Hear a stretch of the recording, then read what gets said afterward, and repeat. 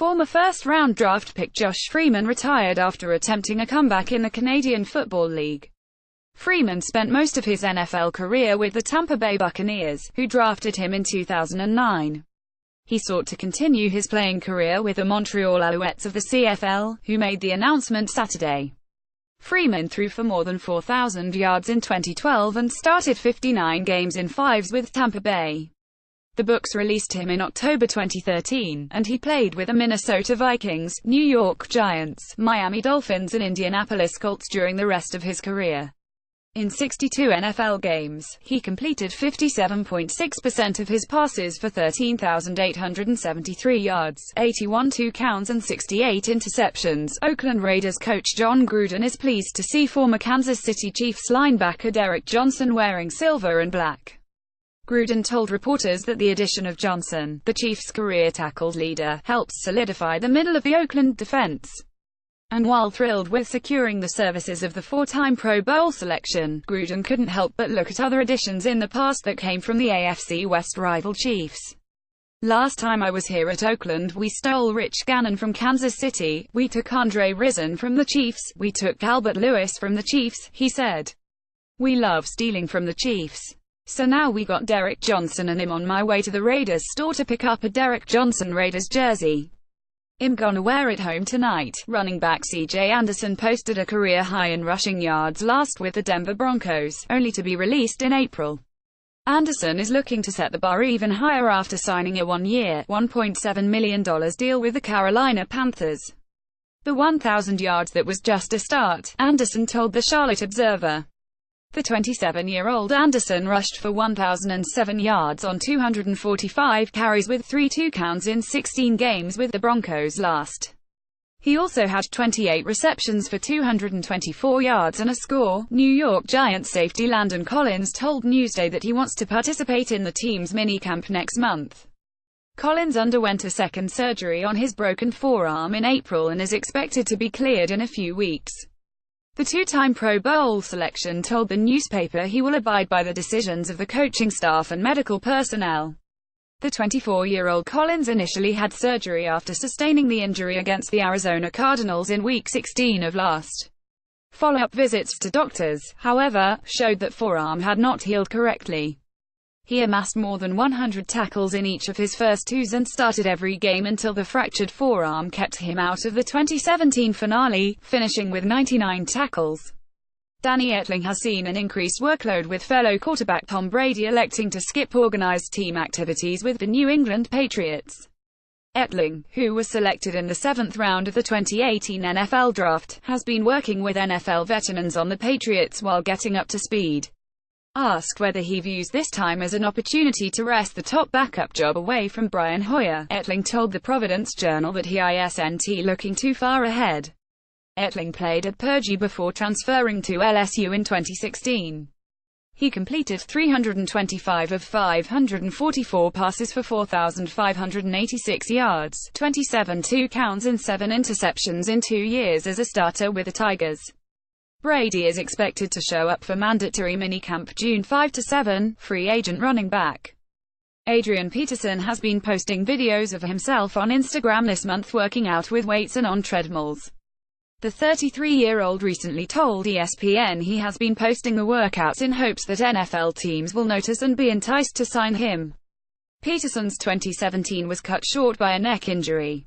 He finished with 448 rushing yards with 2 touchdowns. He started with the New Orleans Saints before getting traded to the Arizona Cardinals. He was released in March. Former Seattle Seahawks defensive Cliff Avril said the team began to doubt coach Pete Carroll shortly after Malcolm Butler's interception at the goal line in the waning moments of Super Bowl 49.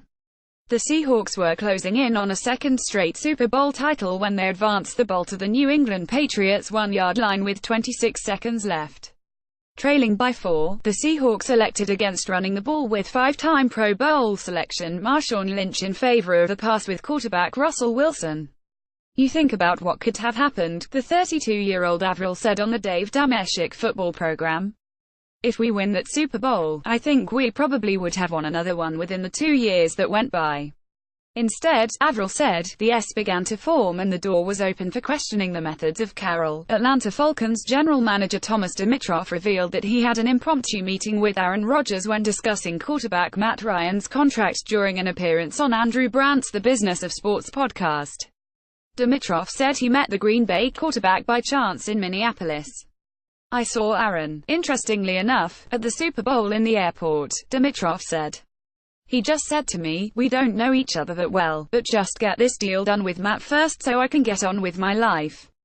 The Falcons eventually signed Ryan to a blockbuster 5-year, $150 million contract with $100 million guaranteed May 3, making the 2016 NFL MVP the highest-paid player in the league. Rodgers, who may soon take the title, has 2 years left on a 5-year, $110 million extension he signed in 2013. The two-time NFL MVP and 6-time Pro Bowl selection is scheduled to make $19.8 million in 2018 and $20 million in 2019. Per Spotrac, Oakland Raiders wide receiver Amari Cooper already is thrilled with the off-season acquisitions of Jordy Nelson and Martavis Bryant. It's been really cool, Cooper told the team's website. Been learning a lot from Jordy, obviously with him being in the league for such a long time. He knows a lot and he's always sharing his wisdom in the receiver room. It's been cool being around Marty as well. The speedy Bryant is expected to stretch the field, which should benefit Cooper and Nelson. It will open up the offense a lot more being that helps so fast. He's so dangerous with the ball in his hands, Cooper said. Man, we have a lot of threats on offense. San Francisco 49ers defensive end Cassius Marsh said he knew the value of quarterback Jimmy Garoppolo stemming from their respective time with the New England Patriots. Garoppolo was traded by the Patriots midway into last and quickly hit the ground running with the 49ers, posting a 5-0 mark as a starter before parlaying that success into a $137.5 million contract in February.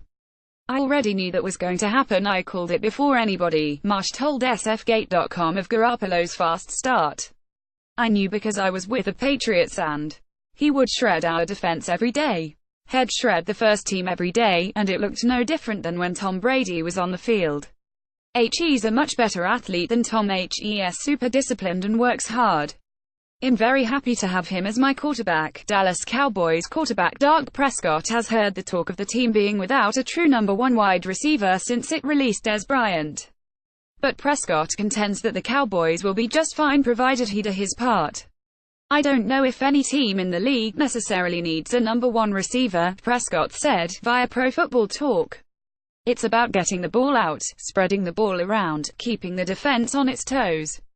While Bryant led the team with 69 receptions in 2017, members of the current crop of Dallas wide receivers said they feel they can more than pick up the slack. This Dallas wide receiver depth chart isn't imposing, however, with off-season acquisitions Allen Hurns, Deontay Thompson and Tavon Austin joining Cole Beasley and Terrence Williams and third-round draft pick Michael Gallup. The San Francisco 49ers are entertaining high hopes this with prognosticators as well as their own locker room effectively shooting for the moon.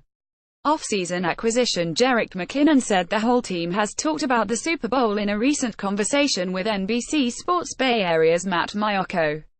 The Super Bowl. That's what the eyes are on, the 5'9" McKinnon said. That's the prize. That's the ultimate goal. Buffalo Bills rookie Tremaine Edmunds is receiving high praise from fellow linebacker Lorenzo Alexander. I would be surprised if he's not an all-pro player in the next 2-3 years. I would be surprised, really, Alexander said recently on One Bills Live. Just his athleticism and the way he's handling the information, I would be really surprised if he's not the next great linebacker in his era, like that Luke Kuechly type. Edmunds, who was selected with the 16th overall pick of the 2018 NFL Draft, was the top-rated outside linebacker by NFDraftScout.com after registering 213 tackles, including 33 for loss, and 10 sacks in his final 2s at Virginia Tech.